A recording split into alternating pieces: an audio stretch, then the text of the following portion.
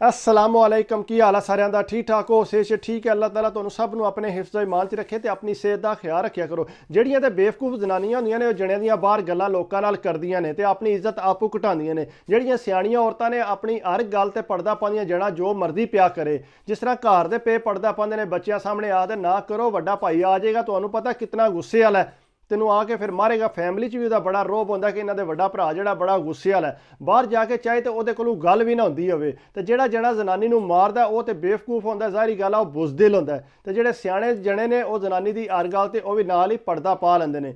ਜਵਾਨ ਕਹਿੰਦਾ ਸਾਡੇ ਘਰ ਇੱਕ ਵਾਰੀ ਚੋਰ ਢਾਲਾ ਏ चोर आए तो मैं ताकि चोरां नूं यकदम डर गया। मैं तो मेरी बीवी कमरे सां सीधे साडे कमरे च आए। कहंदा मैं डर के पिछा हट गया हालांकि मेरे सराहने थले पिस्तौल पई सी। कहंदा हुण आए मैं उन्होंने लमारी खोल के दित्ती उन्हां सोना शोना जो भी साडे कोल ऐसी कढ के जेवर कढ के जिस निकलण ले जनानी कहंदी सराहने थलों पिस्तौल कढो ते इन्हां नूं फैर मारो। कहंदे मैं कहा रहण दे एवें किरे मच्छर ना जाण इन्हां कोल भी पिस्तौल है। कहंदा बहरहाल जनानी ने ढेर आख्या साडे कोल कोई शै नहीं सानूं माफ़ कर दिओ। उन्हां कोई गल ना सुनी। कहंदा मैं डर के हकीकत गल है कहंदा मैं डर के साइड ते हो गया सां तो यकदम मेरी जनानी ने पिस्तौल कढ़िया कढ़ के सीधा फैर मारिया उहदे पैर ते लग गया।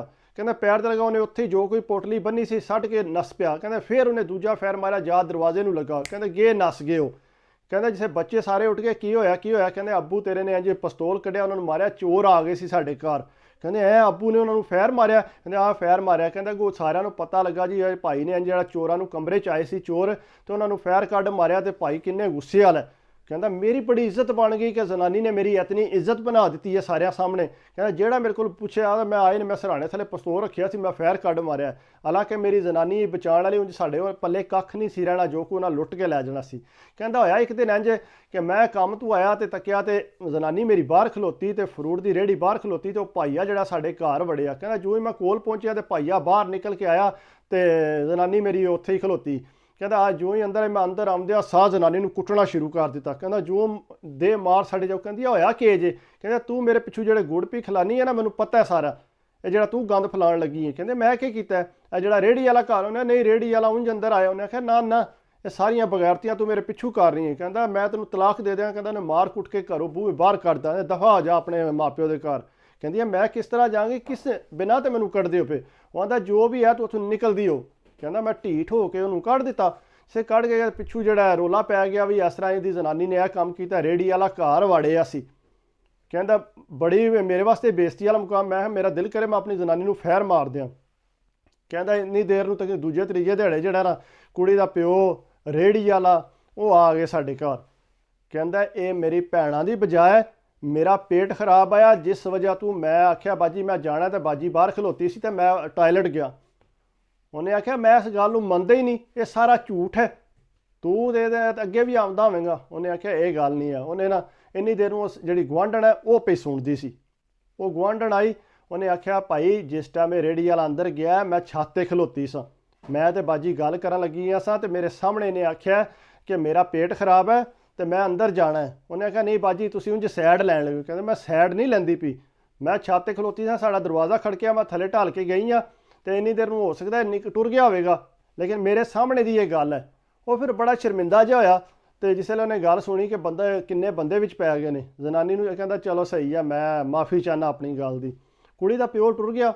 कुड़ी कहंदी है तू मैनूं ये दस मैं तेरी कितनी इज्जत बनाई है कदे किसी अगे तेरी गल नहीं खोली भाई तू के कीता चोर आए ने जो भी है तो तू मेरी किन्नी बदनामी की है। मैं हुण अपने घर पिछा किस तरह जांगी पेके या इत्थे जो महल्ले च रवांगी किस बिना ते रवांगी मेरी चंगी भली इज्जत बनी सी सारे मेरी इज्जत करते तो तू मेरी इज्जत सारी हाक च मिला दी है छोटी जी गल करके। उन्हें आख्या बस मेरे को गलती हो गई। उन्हें आख्या गलती तेरे को किस तरह हो गई है मेरे तू किरदार ते चुकी है उंगली। उन्हें आख्या बहरहाल मैं तेरे नाल नहीं रहना तू मैनूं तलाक दे ही दे। फिर माफियां तरले फिर घर दे विच पै गए। उन्हें फिर जनानी ने ज़ाहिरी गल उहदे बच्चे भी है सी उन्हें फिर माफ़ कर दिता। ये कि वो आंदा मेरे को बड़ी वड्डी गलती जे जनानी मेरी टुर जाती तो मैं अपने आप नूं किस तरह माफ़ करां। इस वास्ते इहो जी बेवकूफ़ी नहीं करनी चाहिए जिहदे बंदे नूं कोई होर भुगतना पवे। औरतां ते भी इतमाद करना चाहिए क्योंकि घर दियां सरबराह होंदियां ने तुसीं काम करदे हो ये नहीं कि हर गल ते तुसीं उन्हां ते शक करो। औरत जिहड़ी है घर दा मेन पिलर होंदी है तो शक ना करया करो। बेहतर होंदा कि उन्हां ते इतमाद करो तो मारना तो आई बेवकूफ़ी है मारोगे तो औरत होर खराब होवेगी। जे तुसीं अपना सुक्का रोप पा के रखोगे ਜ਼ਾਹਰੀ ਗੱਲ ਹੈ ਫਿਰ ਠੀਕ ਰਹੇਗਾ। ਜਿਸ ਤਰ੍ਹਾਂ ਘਰ ਪਿਆ ਰਹਿੰਦਾ ਉਹ ਵੱਡੇ ਭਾਈ ਆ ਜਾਣਗੇ ਨਾ ਕਰੋ, ਆ ਭਾਈ ਪਤਾ ਕਿੰਨੇ ਗੁੱਸੇ ਵਾਲਾ ਹੈ, ਭਾਈ ਭਾਵੇਂ ਬਾਹਰ ਨਾ ਗੱਲ ਕਰੇ ਜਿਹੜੀ ਮੈਂ ਪਹਿਲਾਂ ਗੱਲ ਕੀਤੀ ਹੈ। ਇਸ ਵਾਸਤੇ ਕੋਸ਼ਿਸ਼ ਕਰਿਆ ਕਰੋ, एहतियात करा करो। बाकी अपनी सेहत का ख्याल रखा करो, दुआवां च याद रखियो। तो बाकी अगर वीडियो अच्छी लगे तो प्लीज़ लाइक करा करो, कमेंट्स करा करो, सबसक्राइब कर दियो तो दिल खुश होंदा है। अपनी सेहत का ख्याल रखा करो। अल्लाह हाफिज़।